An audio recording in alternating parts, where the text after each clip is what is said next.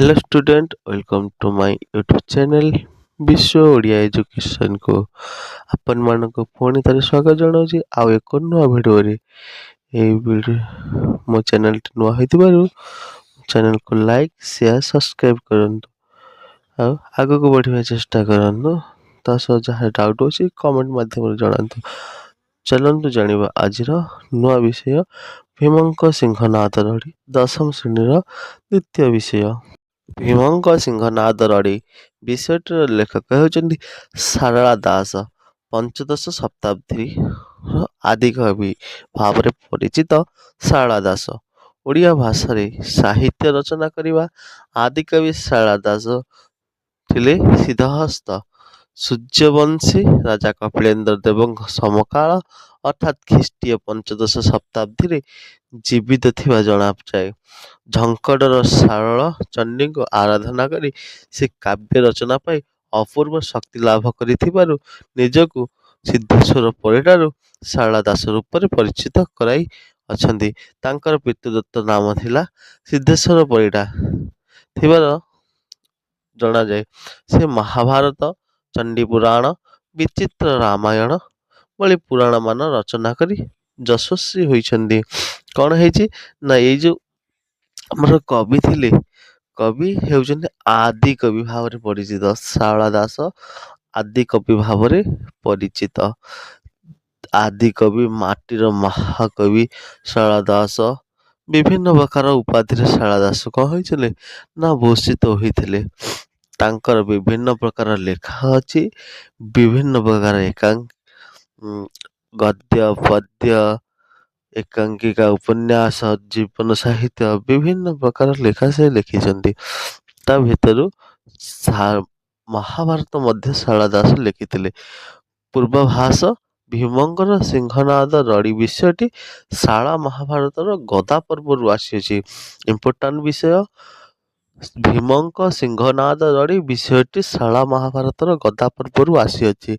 ମହାଭାରତର ମହାସମରରେ ଆତ୍ମୀୟ ସ୍ୱଜନଙ୍କୁ ହରାଇ ମହାମାନି ଦୁର୍ଯ୍ୟୋଧନ ଦୁର୍ବାସାଙ୍କ ଉପଦେଶରେ ଆତ୍ମରକ୍ଷା ପାଇଁ ବ୍ୟାସ ସରୋବରରେ ଆତ୍ମଗୋପନ କରିଅଛନ୍ତି।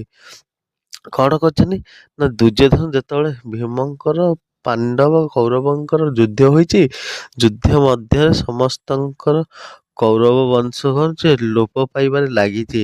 ଏହା ଦେଖି ଦୁର୍ଯ୍ୟୋଧନ କ'ଣ କରୁଛି, ରକ୍ତ ନଦୀକୁ ସନ୍ତରଣ କରି ମହାଭାରତ ଯୁଦ୍ଧ କ୍ଷେତ୍ରରୁ ବାହାରି ଆସି କ'ଣ କରୁଛି ନା ବ୍ୟାସଦେବଙ୍କ ସରୋବରରେ ଆତ୍ମଗୋପନ କରିଛି। ଏହି ବ୍ୟାସ ସରୋବରରେ ଶରଣ ନେଇଥିବା ବ୍ୟକ୍ତିଙ୍କୁ ମାରିବା ପାଇଁ ତାର ଶତ୍ରୁ ବଳପୂର୍ବକ ପ୍ରବେଶ କଲେ ଧ୍ୱଂସ ହୋଇଯିବ ବୋଲି ଶିବ ଅଭିଶାପ ଦେଇଥିଲେ।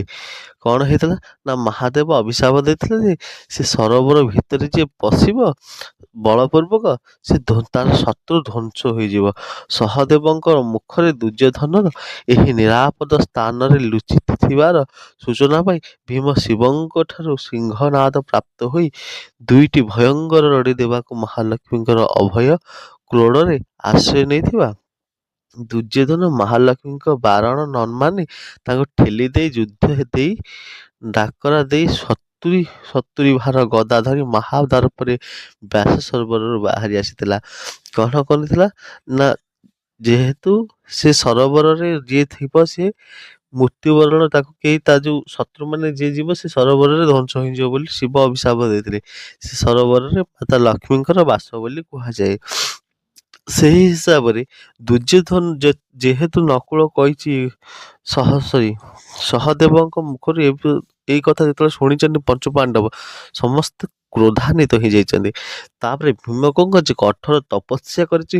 ଘୋର ତପସ୍ୟା କଲା ପରେ ସେ କ'ଣ ହେଇଛି ନା ସିଂହନାଦ କ'ଣ ନା ଶିବଙ୍କ ପାଖରେ ଥିବା ଏକ ବାଦ୍ୟଯନ୍ତ୍ର, ଯାହା ସିଂହ ନିର୍ମିତ ବାଦ୍ୟଯନ୍ତ୍ର ବା ପଶୁପକ୍ଷୀଙ୍କ ସିଂହରେ ନିର୍ମିତ, ସାଧାରଣତଃ ମଇଁଷି ସିଂହରେ, ତାକୁ କୁହାଯାଏ ସିଂହନାଦ ବା ସାଧାରଣତଃ କଞ୍ଚା ଓଡ଼ିଆରେ କହିବାକୁ ଗଲେ ସିଂହା ବୋଲି କୁହାଯାଇଥାଏ। ତ ତାକୁ ନେଇ କ'ଣ କରିଛି, ଶିବଙ୍କର ଯେହେତୁ ପ୍ରତ୍ୟେକ ଅସ୍ତ୍ର ଦିବ୍ୟାସ୍ତ୍ର ହୋଇଥାଏ, ତେଣୁ ସିଂହନାଦକୁ ଶିବ କହିଛନ୍ତି ତୁ 3 ରଡ଼ି ସହିବୁ। ସିଂହନାଦ ଆସିଛି, ଭୀମ କଣ କରୁଛି ତାକୁ ବାଦନ କରିଛି। ବାଦନ କଲା ପରେ 2 ରଡ଼ିରେ କଣ କରୁଛି ନା ମହାମାନି ଦୁର୍ଯ୍ୟୋଧନ ତାର ସେ ଯୋଉ ଭୀମଙ୍କର କଠୋର କଥାକୁ ଆଉ ସହ୍ୟ କରିପାରେ ନାହିଁ। ଲକ୍ଷ୍ମୀ ମା ତାଙ୍କର ଶତ ଶତ ବାରଣ ସତ୍ତ୍ୱେ 12 ବାରଣ ସତ୍ତ୍ୱେ ଲକ୍ଷ୍ମୀ ମାଙ୍କୁ ସେ ଠେଲି ଦେଇଛି, ଠେଲି ଦେଇ ଚାଲି ଆସିଛି। ଲକ୍ଷ୍ମୀ ମା ହସି ଦେଇଛନ୍ତି, ସେଇଠି କହିଛନ୍ତି ତାକୁ ଆରେ ଦୁଷ୍ଟ, ମତେ 7 ରଡ଼ି ଶୁଣିବାକୁ କଥା ଦେଇଥିଲ, କିନ୍ତୁ 2ଟି ରଡ଼ି ସମ୍ଭାଳି ପାଇଲୁନୁ। ଆଉ ଯା, ମତେ ଯେମିତି ଠେଲି ଠାଲିକିରି ଯାଇଛୁ, ମୋ କଥା ମାନିନୁ, ମତେ କଥା ଦେଇ ରଖିପାରିନୁ, ତୁ ସେମିତି ଧ୍ୱଂସ ହିଁ ଯିବୁ। ଏଠାରେ ଭୀମଙ୍କର ଦ୍ୱାରା ଶିବଙ୍କ ଠାରୁ ସିଂହନାଦ ପ୍ରାପ୍ତି, ତାହାର ବାଦନରେ ସୌରମଣ୍ଡଳର ଭୟଙ୍କର ପରିସ୍ଥିତି ସୃଷ୍ଟି, ମହାଲକ୍ଷ୍ମୀଙ୍କ ସାନ୍ତ୍ୱନାକୁ ଆଗ୍ରାହ୍ୟ କରି ଦୁର୍ଯ୍ୟୋଧନଙ୍କର ବିରୋଚିତ ସମ୍ମୁଖ ସମରକୁ ଆଗମନ ଆଦି ବିଷୟ ସୁନ୍ଦର ଭାବେ ଚିତ୍ରିତ ହୋଇଅଛି। ଚାଲ ବିଷୟବସ୍ତୁକୁ ଟିକେ ଦେଖିବା। ସହଦେବ ବୋଇଲା ସ୍ୱାମୀ ଶୁଣିମା ଜଗନ୍ନାଥ, ଈଶ୍ୱରଙ୍କୁ ସିଂହନାଦ ମାଗନ୍ତୁ ପବନର ସୁତ। ସହଦେବ କିଏ ନା ପଞ୍ଚପାଣ୍ଡବଙ୍କର ପଞ୍ଚମ ଭାତା, ସାନ ଭାଇ କହୁଛି ଭାଇ ଆରେ ଜଗନ୍ନାଥ, ଜଗନ୍ନାଥ କିଏ ଏଇଠି ନା କୃଷ୍ଣ, ଯେ କୃଷ୍ଣ ସେଇ ଜଗନ୍ନାଥ, ସେଇ ସକଳ ସୃଷ୍ଟିର ଅନନ୍ତ। ସହଦେବ ବୋଇଲା ସ୍ୱାମୀ ଶୁଣିମା ଜଗନ୍ନାଥ, ହେ ପ୍ରଭୁ ସ୍ୱାମୀ ଜଗନ୍ନାଥ, ବଡ଼ ମହାପ୍ରଭୁ ସୁଦର୍ଶନ ସେ କୃଷ୍ଣ, ଶୁଣନ୍ତୁ ପ୍ରଭୁ କଣ ହେଇଛି। ଈଶ୍ୱରଙ୍କୁ ସିଂହନାଦ ମାଗନ୍ତୁ ପବନର ସୁତ। ପବନର ସୁତ ବଡ଼ ଭାଇ ଭୀମ ଯାଇକିରି କଣ କରନ୍ତୁ ନା ଶିବଙ୍କୁ ସିଂହନାଦ ମାଗନ୍ତୁ। ଗୋବିନ୍ଦେ ବୋଇଲେ ଯେବେ ଏମନ୍ତ ଅଛି ଭୀମ, ବୁଦ୍ଧି ହରାଇ କିମ୍ପେ କଲୁ ତୁ ମତି ଭ୍ରମ। ହେରେ ଭୀମ, ଗୋବିନ୍ଦ କହୁଛନ୍ତି, ଶ୍ରୀକୃଷ୍ଣ କହୁଛନ୍ତି ବୋଲେ ଯେବେ ଏମନ୍ତେ ଏହି ପ୍ରକାର ଯଦି ଏତେ ବୁଦ୍ଧି ଅଛି ଭୀମ ପାଖରେ, ଭୀମର ପାଖରେ ଯଦି ଏତେ ଶକ୍ତି ଅଛି, ଏ ବୁଦ୍ଧି ଫୁସୁଦ୍ଧି ହରେଇକିରି କଣ ପାଇଁ ଏତେ ବଡ଼ କାମ କଲୁ, ମାରଧର କଲୁ। ଏବେ ବହନ ତୁ ବିଶ୍ୱନାଥକୁ ସିଂହନାଦ ମାଗ, ସାଙ୍ଗେ ସାଙ୍ଗେ ଯା, ଟୋଟାଲି ଡେରି କରନା, ବହନ ମାନେ ତৎକ୍ଷଣାତେ ଏବେ ବହନ ତୁ ବିଶ୍ୱନାଥଙ୍କୁ, ବିଶ୍ୱନାଥ କିଏ ବିଶ୍ୱର ନାଥ ଶିବ, ସିଂହନାଦ ମାଗ, ରଡ଼ିର ନାଦେ ମାନ ଗୋବିନ୍ଦ, ବାହାର ହେଉ ବେଗ।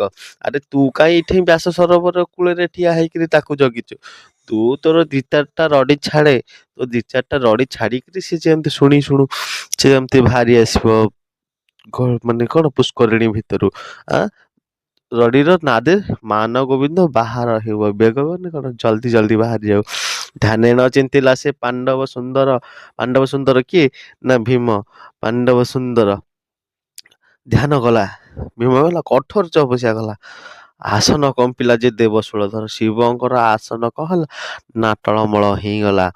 ତାପରେ କଣ ହେଇଛି ନେକ୍ସଟ ଭିଡ଼ିଓରେ ଜାଣିବା।